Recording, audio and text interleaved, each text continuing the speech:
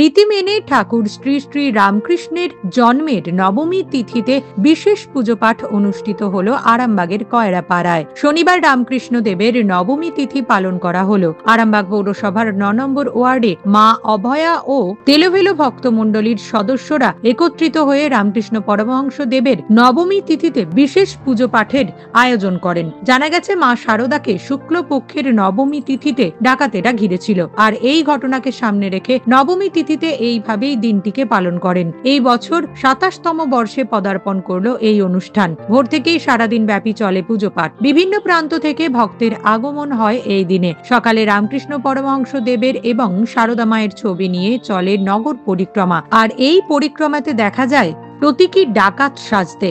এই পুজো পাঠকে কেন্দ্র করে প্রায় ১৫০০ মানুষকে প্রসাদ বিতরণ করা হয়।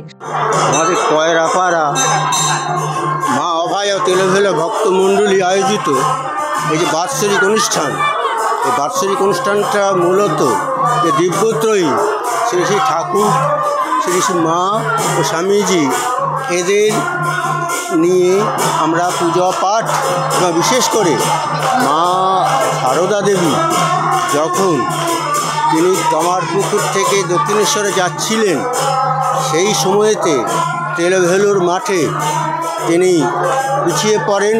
দক্ষিণেশ্বর যাওয়ার ফলে তিনি সন্ধ্যার আগে তো মাঠে জানেন যে তেলোভেলোতে ডাকাতদের আস্তানা ছিল, সেই ডাকাতদের পাল্লায় পড়বে বলে তখন অন্যান্য সঙ্গী সাথীরা তাকে ছেড়ে চলে যায়। সেই জন্য মা একা পড়ে যান। সেই সময়তে তার একটা হঠাৎ করে সেই তেলোভেলো মাঠেতে একটা দীর্ঘকায় লম্বা লোক, ডাকাত বলে মনে হয়, কাঁধে তার লাঠি, হাতে বলয়। সেই সময়তে বলে, কে গা তুমি কে যাও? বলছে আমি পূব দিকে যাব। বলছে এটা এদিকে নয়। তখন সেই ডাকাতে মাকে দেখে একটা ভাবান্তর হয়। সে ভাব দেখে তিনি তখন বললেন, ভয় নেই, আমার সাথে মেয়ে লোক আছে।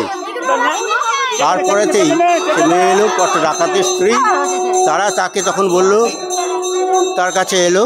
তখন মা বললেন, মা আমি তোমার মেয়ে শারদা, আমি যাচ্ছি তোমাদের জামাই সে দক্ষিণেশ্বরে থাকে তার কাছে, কিন্তু আমার সঙ্গী সাথীরা তারা এগিয়ে পড়েছে, এখন আমি কী করি বলো তো? তখন ডাকাত বাবা এবং ডাকাত মা বলল, ভয় নেই, আমরা আছি।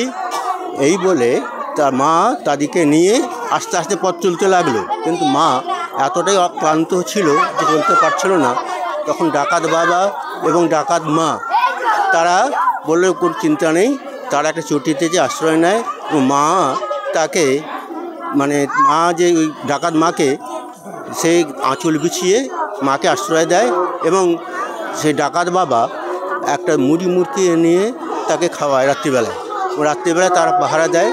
পরের দিন সকালে তারা আবার মাকে নিয়ে তারকেশ্বরে পৌঁছে দেয়। তারকেশ্বরে পৌঁছে দেওয়ার পরে তারপরে তো বললো যে আজকে কালটা সারা রাত ধরে মায়ের খাওয়া হয়নি।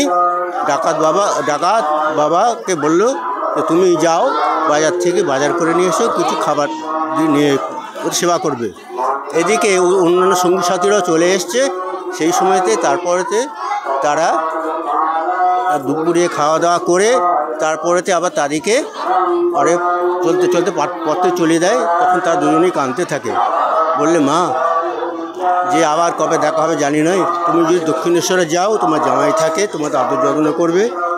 এই যে ডাকাত বাবা, তার যে মাকে দেখে ভাবান্তর, এবং তখন মা বলেছিল যে তোমরা কেন ওকে করো গো? বলছে আমি তোমাকে কালী রূপে দেখেছিলাম।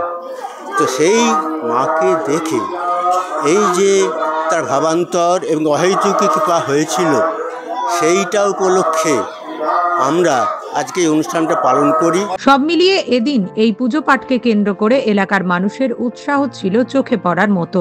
আচ্ছা, আজকে সকাল থেকে মন্দিরে পুজো শুরু হয়েছে। আমরা সকলে মিলে এখানে প্রভাত ফেরিতে বেরিয়েছি। এবার সারাদিন ধরে পুজো চলবে, বাইরে থেকে অনেক মানুষজন এখানে আসবেন। তো আমরা এখানে প্রসাদ বিতরণ, সকলে মিলে একসাথে আলাপচারিতা করা, এগুলো সকলে এখানে চলবে। হ্যাঁ, এই দিনটার জন্য আমরা সকলেই অপেক্ষায় থাকি। এটা বাৎসরিক অনুষ্ঠান।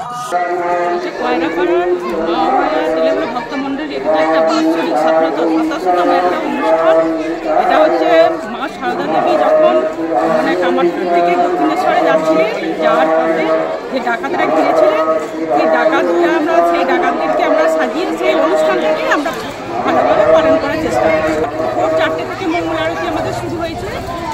এবারে আমরা প্রভাত ফেরিতে বেরিয়েছি। প্রত্যেকটি মন্দিরে মন্দিরে গিয়ে আমরা প্রভাত ফেরিতে ঠাকুরকে নাম জানাই এবং দুপুরে হাতে হাতে লুচি প্রসাদ বিতরণ আছে। আমাদের অনুষ্ঠানটা শুরু হয়েছে ভোরবেলা মঙ্গল আরতি দিয়ে, তারপরে মন্দিরে পুজো বসেছে, সারাদিন মন্দিরে পুজো চলবে।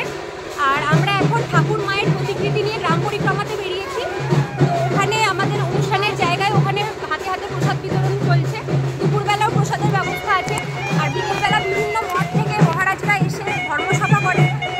আর আমাদের এই অনুষ্ঠানটা হচ্ছে মা শারদাকে যে বেলভেলোর মাঠে ডাকাতে ধরেছিলেন, সেই জিনিসটাকে কেন্দ্র করে আমাদের এই অনুষ্ঠানটা। তার জন্য আমরা ঠাকুর মায়ের প্রতিকৃতি নিয়ে বেরিয়েছি। আর সামনে দেখতেই পাচ্ছেন 3জন ডাকাত সাজিয়ে নিয়ে যাওয়া হচ্ছে। এটা আসলে ওই ডাকাতরা মানে আমরা এরকমভাবে নিয়ে যাচ্ছি, মা ঠাকুরকে পাহারা দিতে দিতে নিয়ে যাচ্ছে। এরকম একটা জিনিস দেখানোর জন্য আমাদের এই অনুষ্ঠান। নিউজ আজ বাংলা, আরামবাগ।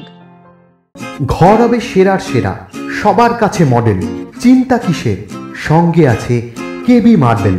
মনের মতো marble, granite, tile, sanitary fittings এর একমাত্র হোলসেল ও রিটেল শপ কেবি মার্বেল। যোগাযোগ 9434059753 অথবা 8918126044।